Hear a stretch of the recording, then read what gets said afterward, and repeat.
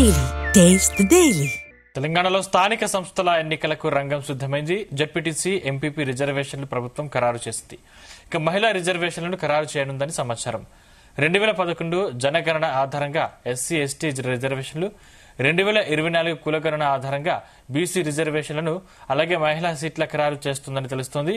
ఇలా ఉండగా బీసీలకు 42% రిజర్వేషన్లు ఇచ్చే అంశంపై ప్రభుత్వం ఇంకా జీవో విడుదల చేయలేదు. కాగా కలెక్టర్లు ఇచ్చే ఫైనల్ రిపోర్టు ఆధారంగానే రిజర్వేషన్లు ఖరారు చేయవచ్చని సమాచారం. మరోవైపు బీసీ రిజర్వేషన్లపై దాఖలైన పిటిషన్పై వల్ల హైకోర్టులో విచారణ జరగనుంది. స్థానిక ఎన్నికల్లో బీసీలకు 42% కోటా రాజ్యాంగ విరుద్ధమంటూ హైకోర్టులో పిటిషన్లు దాఖలయ్యాయి. మొత్తం రిజర్వేషన్లు 50% దాటకూడదంటున్న పిటిషనర్లు పాత రిజర్వేషన్లతో ఎన్నికలు జరిపేలా ఆదేశాలు ఇవ్వాలని కోరుతున్నారు. పంచాయతీరాజ్ చట్టం సెక్షన్ 285A ప్రకారమే స్థానిక సంస్థల ఎన్నికలు నిర్వహించాలని పిటిషనర్లు కోరుతున్నారు.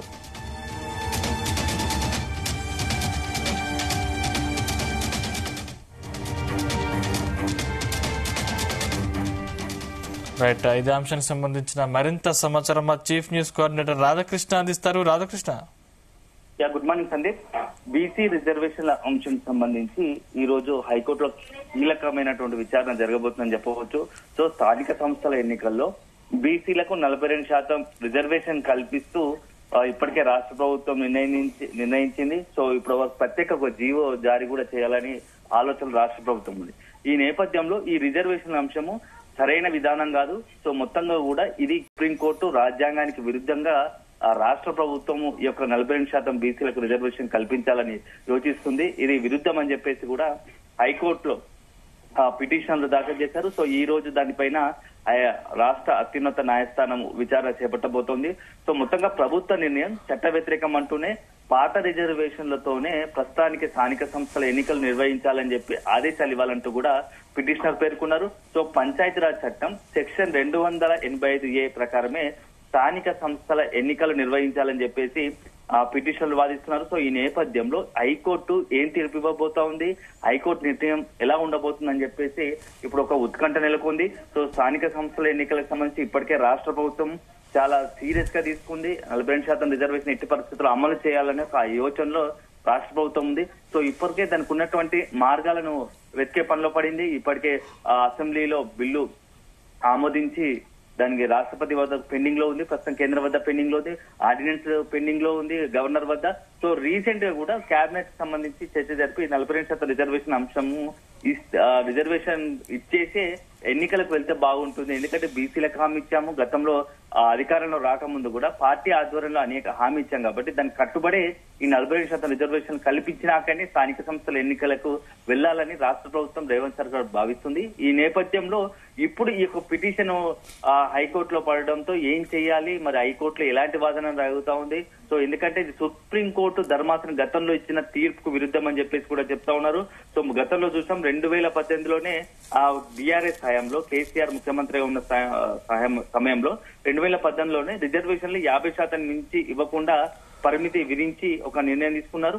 సో ఇప్పుడు దాన్ని రీసెంట్ గా కూడా కేబినెట్ మన జరిగినటువంటి అసెంబ్లీ సమావేశంలో దాన్ని ఆ పరిమితిని ఆ క్యాప్ ను కూడా ఎత్తేసారు. సో ఇప్పుడు దీంట్లో ఈ నేపథ్యంలో ఈ రిజర్వేషన్ అంశానికి సంబంధించి ఏం జరుగుతా ఉంది అనేది మాత్రం ఒక ఉత్కంఠ నెలకొంది. సో గతంలో మనం సుప్రీంకోర్టు ధర్మాసనం కూడా ఒక తీర్పు ఇచ్చింది.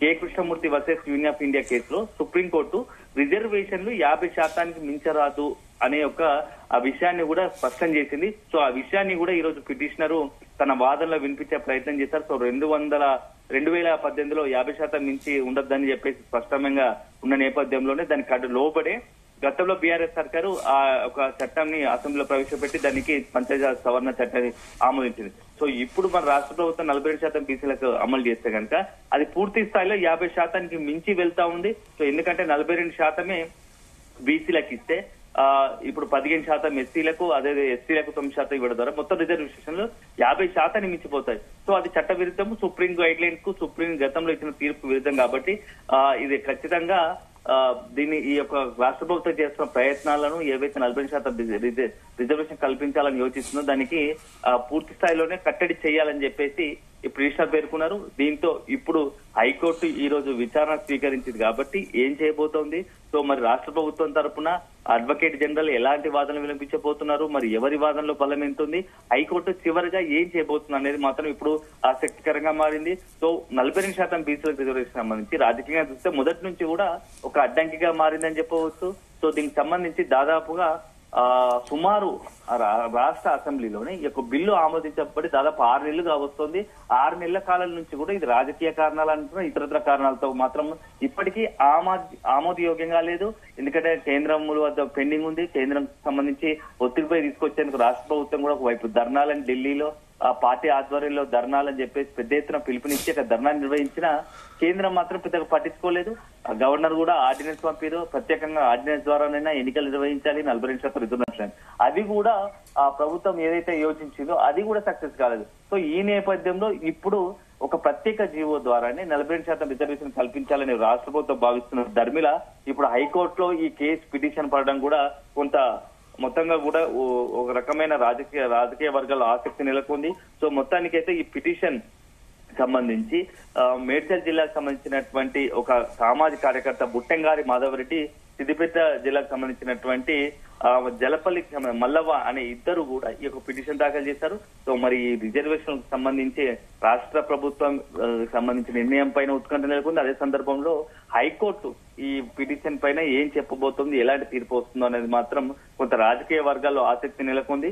సో ఇప్పటికైతే స్థానిక సంస్థలు ఇప్పటికే ఆలస్యమయ్యి దాదాపుగా సంవత్సరాల కాలంలో ప్రత్యేక అధికారుల పాలనలోనే కొనసాగుతూనే అభివృద్ధి కుంటుపడింది. రాష్ట్రానికి పంచాయతీకి సంబంధించి గ్రామ పంచాయతీలకు సంబంధించి పంచాయతీలకు సంబంధించినటువంటి కేంద్రం నుంచి రావాల్సిన నిధులన్నీ కూడా దాదాపుగా సంవత్సర కాలం నుంచి పెండింగ్ లో ఉన్నాయి. దీంతో మొత్తంగా కూడా అభివృద్ధి అనేది దెబ్బతిన్నది.